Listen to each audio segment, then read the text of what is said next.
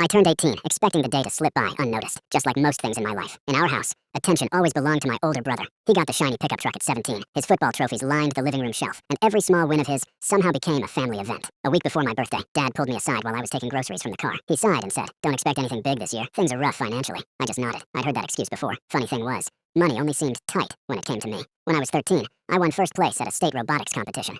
I brought home the medal and left it on the kitchen table. That same night, my brother scored during a scrimmage match. And suddenly the whole evening became a replay session of his highlights. Nobody even asked about the competition. At 16, I made the top academic list at school. I pinned the certificate on the fridge myself. 2 days later, it was buried under my sister's dance recital flyers. After years of stuff like that, something inside me stopped expecting recognition, so I focused on myself instead. I worked evenings at a local supermarket, stacking boxes and cleaning aisles after school. I saved almost every paycheck. My parents thought I was saving for future college expenses, which wasn't entirely false.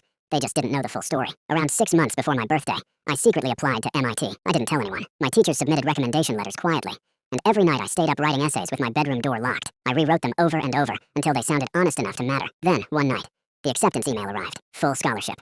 Tuition covered. Housing. Meals. Books.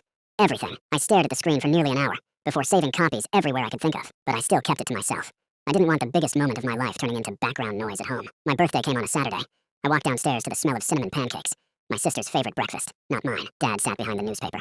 My brother laughed at videos on his phone. Mom barely glanced over from the stove. "Oh, right. Happy birthday," she said casually. That was it. No gift. No card. Not even the old birthday mug they used every year. I ate quietly, strangely calm, like I'd already emotionally left the house. When breakfast ended, I finally spoke. "I need to show you something." Dad lowered the paper slightly, looking irritated. Everyone turned toward me. I opened my laptop and placed it in the middle of the table. The MIT acceptance letter filled the screen. "I got accepted 3 months ago," I said evenly. "Full scholarship." The room froze. Dad slowly folded the newspaper down. Mom stared at the screen in shock. My brother blinked like he couldn't process the words. "You knew for 3 months?" Dad asked quietly. "Yeah," I answered. I didn't think it would matter much. The silence after that felt heavy. My brother finally said, "Come on. We would have celebrated." I looked at. "Would you? Or would it have been forgotten the next time someone else wanted attention?" Nobody answered. Then I told them the rest. "I'm leaving next week.